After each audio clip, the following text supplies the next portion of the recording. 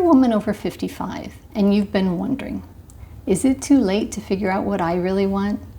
And how can I make it happen? Well, I made this channel for you because I was in that exact same spot 5 years ago.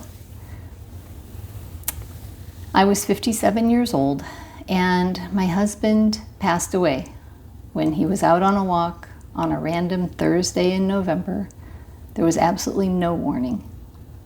And it has taken me years to figure out what makes me happy on my own. We women spend all of our lives doing everything for everyone else, and now things are shifting. It's time to ask, what do I want my next few decades to feel like? It took time for me to reconnect to my inner self. Before I studied languages and business, I used to like animals, nature, exploring in the woods, reading, meeting my neighbors, gardens, playing with my friends. I was happy with a very simple life. We get to be self-identified with our careers for decades. And so it's really difficult to get back to the basics of what makes you happy. We also identify with our spouses, if we have one, and with our kids, if we have them. Reconnection to our self-identity is a benefit of travel, and solo travel. Personally, I found that I like to visit castles more than I like to visit beaches, and that was a little bit of a surprise. But when you send pictures back, everyone likes the beach pictures the best. So before retirement, it's hard to get your head around what it's like to have abundant free time. So if you're retiring with your spouse, it's a good idea for you to sit down and really dig deep into what each of you wants.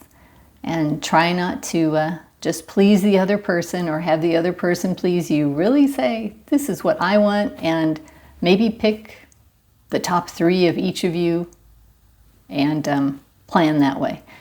So one of the things that is always fun is to play the game, wouldn't it be nice if? So wouldn't it be nice if we could go see this ball game? Wouldn't it be nice if we visited this place? So just get it rolling and take it to heart that both of you can have what you really want. Set some priorities. A couple big priorities shouldn't be that hard, right? So if you're a single person, of course, it's much easier to get what you want. You just make your plans and go for it. But I think the difficult part for everyone is the mental restrictions that we have because of during our working life, there are only, 1 or 2 or maybe 3 weeks that you could get at a time, not usually that much. And so we have this tendency as Americans to think we have to cram things in and time is limited. But in retirement, it isn't limited. So I think I'll tell you a story of how I learned that. When I was in college, I went on vacation with a French family. And I was an au pair to help the mom, and they had 3 young children. I think they were like 6 and 4 and 2 at that time. And so she needed a little bit of help, and I was a student, and so I had, I worked as an au pair, so I had a free vacation. And I had the time, it was my summer break. So anyway, we went to this seaside town in the south. So they had rented a house about a block or 2 away from the beach path. We were there during the week, the mom and the kids and I. And so every morning we would wake up, have some breakfast, then we would pack the kids into the car. We would drive to the beach, which was maybe 5 minutes, and we'd unpack. We had our beach blanket and our sand tools, and we would just stay there for about 2 hours playing and wandering into the waves and playing there and coming back and just relaxing. Took some books, magazines, it was fun. It was just super relaxing. And then we would pack the kids up again. We would drive through town, and usually, the mom would stop and get some, a fish soup or maybe baguettes or a roasted chicken or simple food like that. We would go back, have some lunch. Then the kids would go down for a nap. And probably around 3 or 4 o'clock in the afternoon, we would pack the kids up again and we'd go back to the beach and we'd do it again. And the kids had a great time. They really enjoyed it. And I enjoyed it. Everybody enjoyed it. So we would do that 5 days a week. And then the dad, who had stayed home to work, would come for the weekends. And so during the weekends, they didn't need me quite as much. I usually have one day off. And that day I would take a bus and go explore a nearby town, or I would go to, a different beach. It was very slow paced, very relaxed. And we did that for an entire month. And the reason I'm telling you this is because as an adult, I look at it and I think, wow, rent on a house that's not even on the beach, close to the beach, simple food, an au pair helper student who wouldn't have to pay, right? They're just there along for the ride. But it makes it even more relaxed because it's not so much work, it's not just one adult. It was the most relaxing time I think I've ever had in my life. I have not relaxed that much since then. And it's on my list, right, of things to do. And also I had the suntan that lasted like 2 years. It was a wonderful experience, and it especially was an experience that opened my eyes. So we're back to the question of how do we make this type of thing happen? So most retirement advice doesn't speak to women like us. Transitioning into retirement is not as foreign to us as the traditional role that men play, always thinking about work and always competing.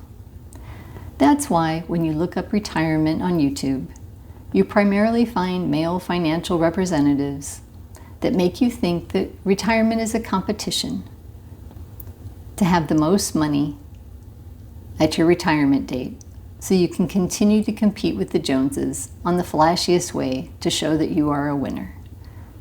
We women, whether we have played the corporate role or not, are more grounded. Sure, we know more money will give us more options, and we want to do some of those fun things, maybe some flashy things. But being more practical, we may look for other ways to make things happen. We want a retirement that feels good and not just looks good from the outside.